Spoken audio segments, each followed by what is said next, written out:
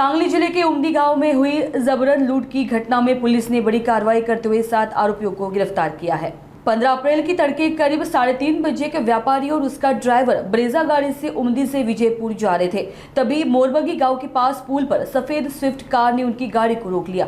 गाड़ी से उतरे 4 अज्ञात लोगों ने व्यापारी को रॉड और डंडों से मारपीट कर घायल कर दिया और उनके पास से नकद रकम, सोने की अंगूठी, मोबाइल और गाड़ी लूटकर फरार हो गए। इस घटना पर संज्ञान लेते हुए पुलिस अधीक्षक संदीप घुगे, रितु खोकर और उपविभागीय अधिकारी सुनील साळुंके ने मामले को त्वरित खुलासे के आदेश दिए थे।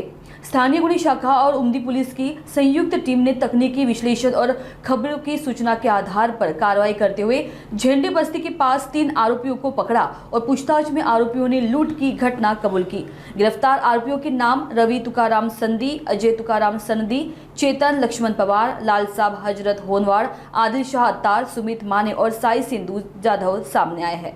उमदी पोलीस स्टेशन येथे 14 एप्रिल रोजी पहाटे हायवे रॉबरीचा प्रकार घडलेला होता, ज्यामध्ये फिर्यादीने दिलेल्या तक्रारीनुसार 3 लाख रुपये कॅश, एक सोन्याची अंगठी, 2 मोबाईल फोन आणि फिर्यादी वापरत असलेली गाडी, 4 व्हीलर गाडी हे आरोपींनी त्याच्याकडून लुटलेली होती।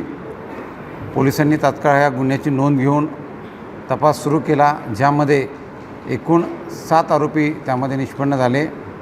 आरोपींची संख्या बघता त्या ठिकाणी दरोड्याचा गुन्हा कलमवाढ करण्यात आली। आरोपींकडून आम्ही पुढे जप्ती जेव्हा केली, त्या जप्तीमध्ये फिर्यादीनं दिलेल्या मुद्देमालापेक्षाही जास्त रक्कम त्या ठिकाणी आम्हाला आढळून आली। गुन्ह्यामध्ये एकूण 3 लाख रुपये कॅश सांगण्यात आली।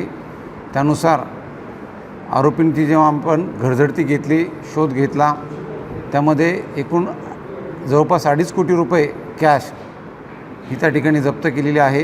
त्याचबरोबर फिर्यादीची गाडी सुझुकी ब्रेझा ही 4 व्हीलरसुद्धा जप्त करण्यात आलेली आहे।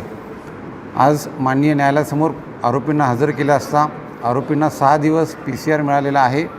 या दरम्यान आम्ही अधिकचा तपास करणार आहोत।